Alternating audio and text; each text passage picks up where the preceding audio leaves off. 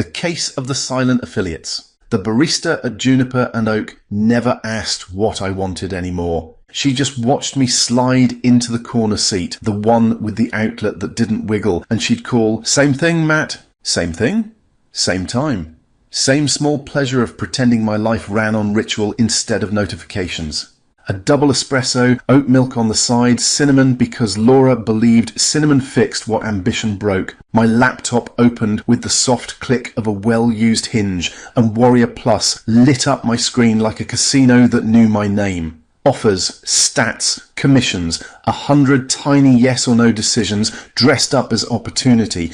The place smelled like toasted bagels and roasted beans and someone's vanilla candle trying too hard. Outside, the morning traffic did its patient city thing. Inside, I did mine. I prided myself on knowing every launch, every vendor, every angle in the Warrior Plus ecosystem. I wasn't loud about it. The loud ones were always loud about it. I was quiet. I watched. I knew when a product was going to pop before the public did because the public came late. The public came when the affiliates started yelling, and that was why the silence felt wrong. It wasn't a dramatic silence, not the kind that makes a room stop. It was the kind that makes you double check you're connected to Wi-Fi. My joint venture group feed refreshed. And refreshed again.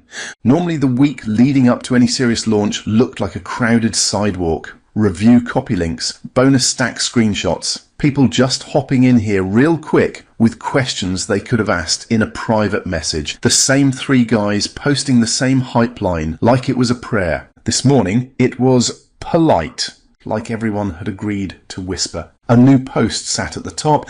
Anyone else seeing Soren? No last name, no context, no emoji, just that. My fingers paused above the trackpad. Laura set my espresso down and raised an eyebrow. "You look like you found a hair in your croissant," she said. "I don't eat croissants," I said. "That's why it's upsetting." I smiled at her on reflex, the way you do with someone you trust to keep your day anchored. "Something's off," I said. Laura leaned in just enough to pretend she wasn't being curious. "Off like conspiracy off? Or off like you forgot your charger and now you're going to spiral?" "My charger is right here," I said, tapping it like a talisman. "Conspiracy, then." "Not a conspiracy," I said. "A pattern." Laura slid the oat milk beside my cup. "Same thing," she said, and walked away before I could argue. On my screen, the comments under that post stacked slowly. Thought he was a myth. 11 years. Copy Viking. Then a phrase I hadn't seen in any group before, typed without explanation like everyone had agreed it was already obvious. Audio dollars. The words landed in my mind with a dull thud. Not because they were impressive, because they were specific. It was like finding a fresh footprint in a hallway you'd swept clean. I opened a new tab and searched the name properly. Soren Jordanson. My browser auto-filled it. That's how long the internet held grudges and legends in the same place. The copy Viking. I'd heard the stories, of course, everybody in this world had. Not in a my uncle knows a guy way, but in the particular way the affiliate marketing community mythologized people who disappeared at the top of their game. 21 years of copywriting experience, someone would say, like it was a spell. Multiple 7-figure launches. The kind of guy who could write an email and make you buy something you didn't need, then thank him for the privilege. 11 years ago, he'd gone quiet. Not the I'm taking a break quiet. The nobody can reach him and nobody wants to admit they miss him quiet. And now his name was resurfacing in joint venture circles like a coin found under the couch. A second post appeared, then a third, all variations of the same question. Has anyone gone through the review access yet? Is Audio Dollars real? Friday, March 13th. That's the date, right? Friday, March 13th. Even written out, it carried that small superstition edge, the kind people pretended not to believe in while still avoiding ladders. I clicked into my private messages. There were unread notifications. There were always unread notifications. But one thread stood out because the last message was from someone who never typed unless it mattered. Andreas Quintana. Andreas Quintana was a top affiliate in a way that didn't need explaining. He didn't post much. He didn't brag. He didn't do drama. He just showed up on leaderboards like clockwork. His message was 2 words. You seeing this? No link, no context. My answer was immediate. Already watching. 3 dots appeared, then disappeared, then appeared again. Then finally, everyone's quiet. I noticed, I typed. A pause. Not dismissive quiet, he wrote. That's the weird part. My espresso cooled slightly. I sipped anyway.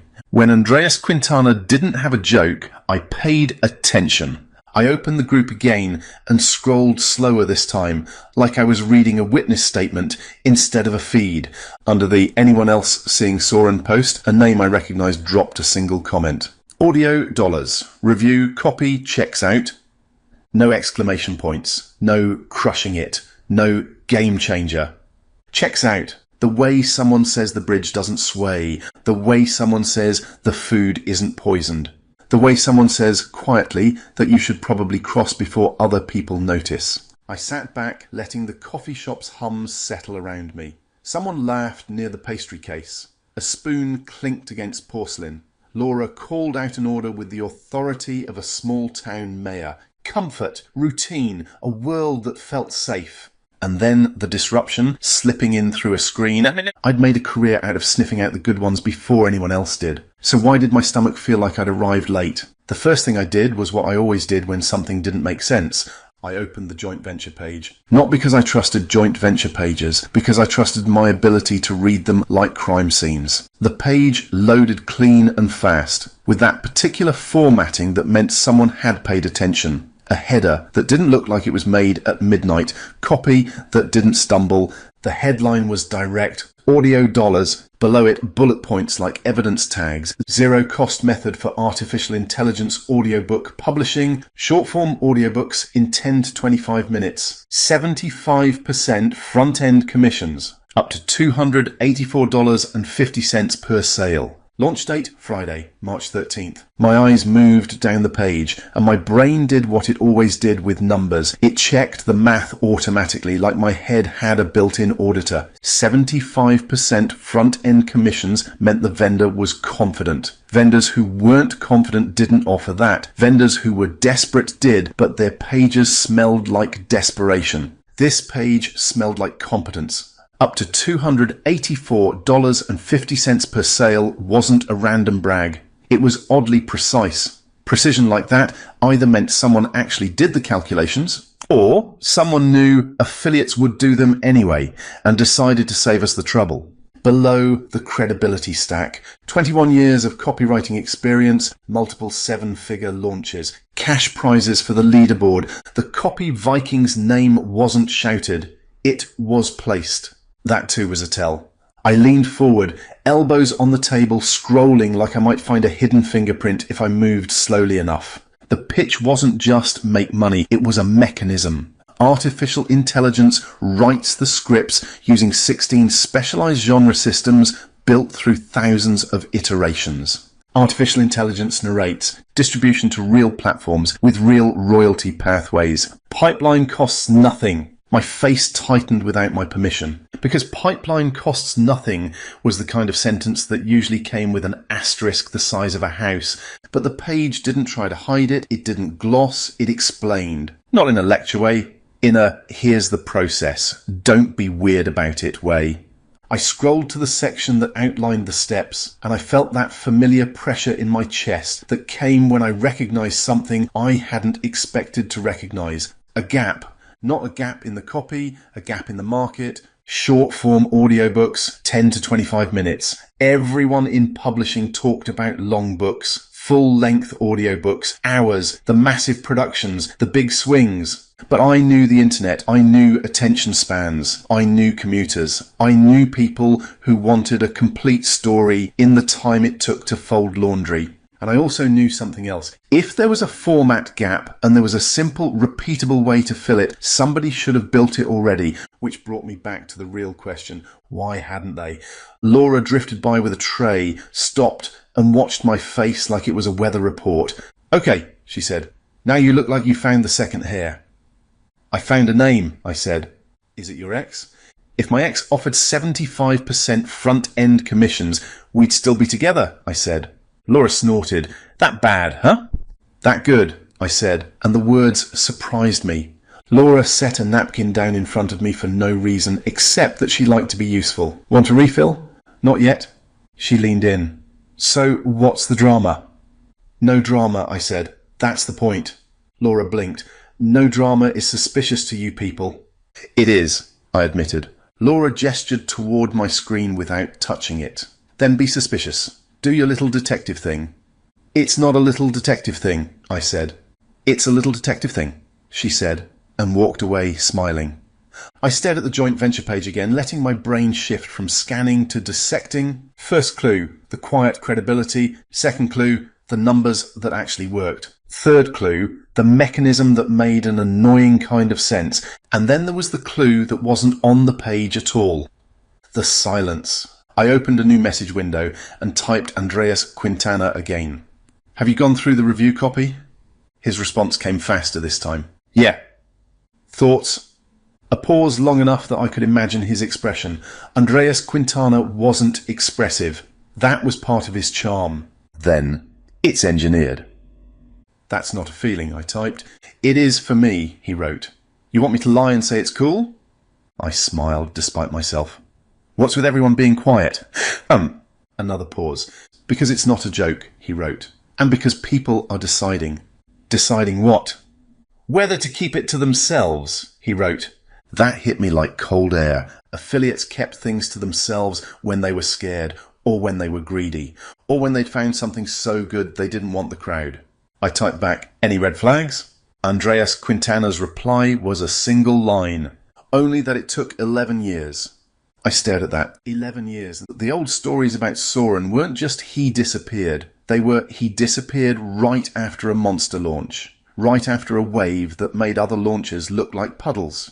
If he'd been gone 11 years, he'd either burned out, gotten bored, or built something that required silence. A fourth clue, then, the gap in the timeline. I took a breath and shifted into the part of my brain that enjoyed puzzles without pretending it didn't. If this was a case, I needed witnesses. Not people who'd volunteer information. People I had to pull it from gently. I opened my private messages and scrolled through names the way some people scrolled through old photos. Ike Paz. Ike Paz ran his business like a chessboard and his personality like a sun lamp. He could be warm and evasive in the same sentence. I typed, hey, quick question.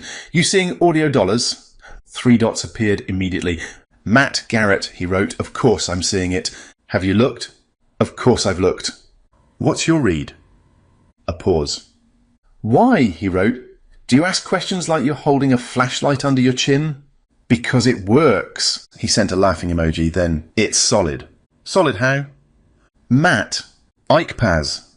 Another pause, then, review copy is clean, funnel is clean, training is shockingly specific. Specific is good, I wrote. Specific is dangerous, he wrote. It means it's harder to dismiss. I let that sit for a second, enjoying how she'd managed to compliment something while making it sound ominous. What's with the silence? I asked. Ike Paz replied, top people are watching each other. Why? Because nobody wants to be the first one to say it's good, she wrote, and then look foolish. That's ridiculous. It's human, he wrote. I stared at my espresso cup, now empty, and realised he was right. In our world, saying something was good wasn't just an opinion. It was a stake in the ground. It was reputation. And my reputation was built on sniffing out the good ones before anyone else did. Which meant if I missed this, the only thing worse than being wrong was being late. I refreshed the joint venture page and read the mechanism again, slower, like I was checking alibis. 16 specialised genre systems built through thousands of iterations. That line felt like a hinge because anyone could say artificial intelligence writes scripts. That was lazy. But 16 specialised genre systems, that was a choice. That was somebody having enough respect for genre to understand it wasn't one size fits all. I'd been around long enough to know the difference between someone chasing a trend and someone building a system. A thought nudged me, quiet but persistent. If the method was real, it wasn't just make audiobooks. It was make short-form audiobooks in a market that hadn't been flooded yet. It was make them at zero cost, which, if true, meant the barrier to entry was gone. And that meant one more thing. If the barrier to entry was gone, the barrier to quality would be the only barrier left. That was where I got interested. Not because I didn't like money, I liked money just fine, but because I liked being early to something that had legs. I messaged one more person, someone I trusted not because they were kind, but because they were picky. Chris Derenberger. Chris Derenberger built his brand on skepticism. He could smell fluff through a firewall. "Tell me you've looked at audio dollars," I wrote. His reply came with no greeting. I looked. Red flags? No. "That's not like you." "It's like me when I can't find any," he wrote. I blinked at that. "What's with the Viking?" I asked. 11 years. Chris Derenberger's answer took longer. Then, "He didn't come back to play." "That's also not data." "It's inference," Chris Derenberger wrote, "and it's the only thing that fits." I watched the cursor blink in the message box and felt the puzzle pieces settle with a soft click. The missing years, not in a dramatic "where were you the night of" way, in a quiet, practical way. What happened in those 11 years that made this possible now? I closed my messages and opened a blank document. When you do what I do, you learn that clarity doesn't come from staring. It comes from writing it down. On the page, I listed the facts. Soren Jordanson, gone 11 years, now back. Product name, Audio Dollars. Launch date, Friday, March 13th. 75% front-end commissions. Up to $284.50 per sale. Zero cost method for artificial intelligence audiobook publishing. 16 specialized genre systems built through thousands of iterations. Short-form audiobooks in 10 to 25 minutes. Distribution to real platforms with real royalty pathways. Then underneath, I wrote the question that mattered. Why now? My mind went to the obvious answers first. The false suspects that always showed up early in a case. Maybe it was a trend play. Artificial intelligence was hot, so he slapped a label on it. But the 16 specialized genre systems didn't feel like a slap. They felt like work. Maybe it was overhyped. Maybe it was a funnel with pretty numbers and a hollow product.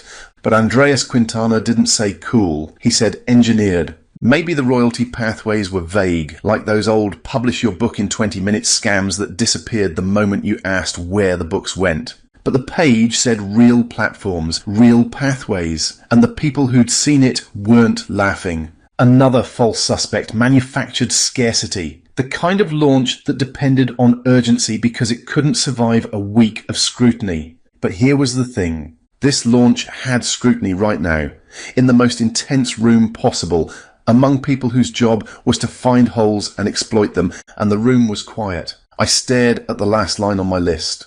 Short-form audiobooks in 10 to 25 minutes. That was it. That was the hinge again. 10 to 25 minutes was not an accident. It was not we couldn't make longer. It was we chose shorter. In the last 11 years, everything had shifted. People listened to podcasts in chapters. People watched videos in clips. People wanted stories that fit into the seams of their day. Publishing hadn't caught up. Most of it was still chasing length, like length was proof of value. But in audio, value wasn't just length, it was completion. A listener who finished a story felt satisfied. A listener who got halfway through an 8-hour audiobook on a bus ride felt unfinished. If there was a format gap, it was right there. Short, complete audiobooks. 10 to 25 minutes. Long enough to feel like a real story. Short enough to fit into a commute, a coffee break, a treadmill session. And if someone had built a system to produce those stories consistently with quality at zero cost, that wasn't a gimmick. That was a shift. I glanced up and Laura was watching me again from behind the counter. She raised her eyebrows like she was asking if I'd found the culprit. I held up one finger, not because I was being dramatic, but because I was buying myself a second. Then I looked back at the list. Why now? Because now the audience was ready, because now the distribution was ready, because now artificial intelligence was good enough to handle nuance if it was guided properly. 16 specialized genre systems built through thousands of iterations. That line was no longer just a claim, it was an answer. If you wanted artificial intelligence to write something people would actually listen to, you couldn't just ask it for a story. You had to build a system. A program, a set of rules and craft constraints that produced consistent results. You had to iterate until it sounded human, until it sounded like someone who understood pacing and voice and what listeners wanted. 11 years. That wasn't disappearance, that was incubation. My chest loosened like my body had been holding a breath while my mind caught up. The mystery wasn't whether Audio Dollars was a scam. The mystery was why it had taken me this long to notice it. I opened Warrior Plus again, not to stare at numbers, but to anchor myself in the practical. Warrior Plus didn't care about legends. Warrior Plus cared about links and conversions and tracking. If the offer was real, it would live there cleanly. If it was messy, it would show. I found the offer listing and checked the details the way you check a lock at night. Commissions lined up with the joint venture page. 75% front end. The potential per sale matched the $284.50 claim. No weird inconsistencies. No redirection games. No contact vendor for details. Just clean. I laughed under my breath, and the laugh had no bitterness in it. It had that warm, amused quality of realizing you'd been suspicious of something for the wrong reason. Laura appeared at my table with a refill, setting it down without asking. "You're either about to win something," she said, "or you're about to ruin your day." "Neither," I said. "I think I'm about to stop being dramatic." Laura sat across from me for the first time all morning, which meant she was invested now. "Tell me," she said.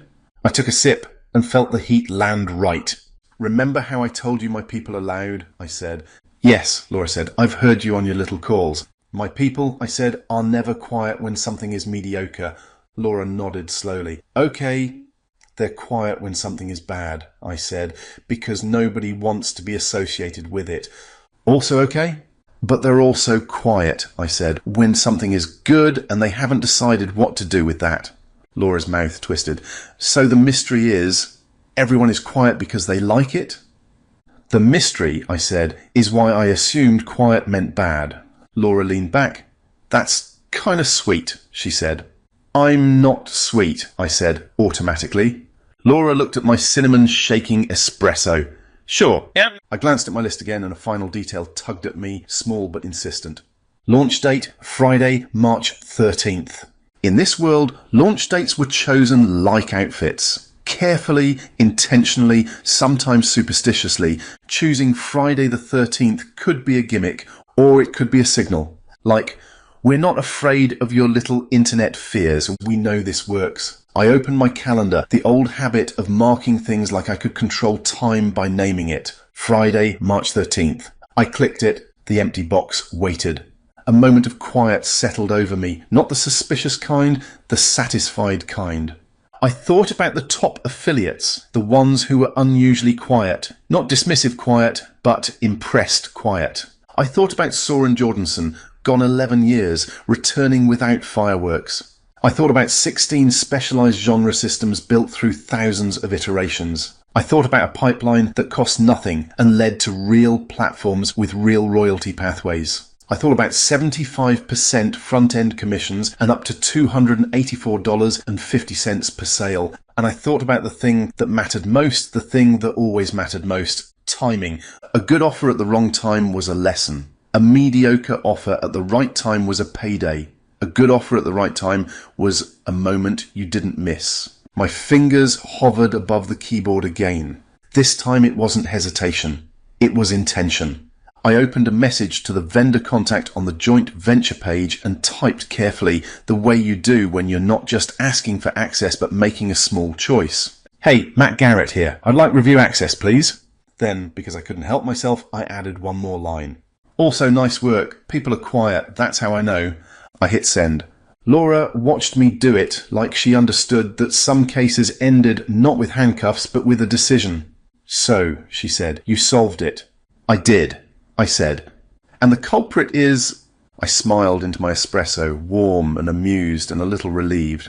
"The culprit," I said, "is that the product is simply good and the timing is right." Laura pointed at my calendar. "And Friday, March 13th is now what?" "Now it's marked," I said. Laura stood satisfied. Congratulations," she said. "You investigated an opportunity." "I did," I said, and I meant it. My laptop stayed open, but my shoulders felt lighter. Outside, traffic continued. Inside, the bell over the door chimed again. Someone new stepped into Juniper and Oak, looking around like they hoped the day would be kind. I took another sip and looked at the date on my calendar one more time. Friday, March 13th. This time the quiet didn't feel ominous at all. It felt like the moment before a room starts talking.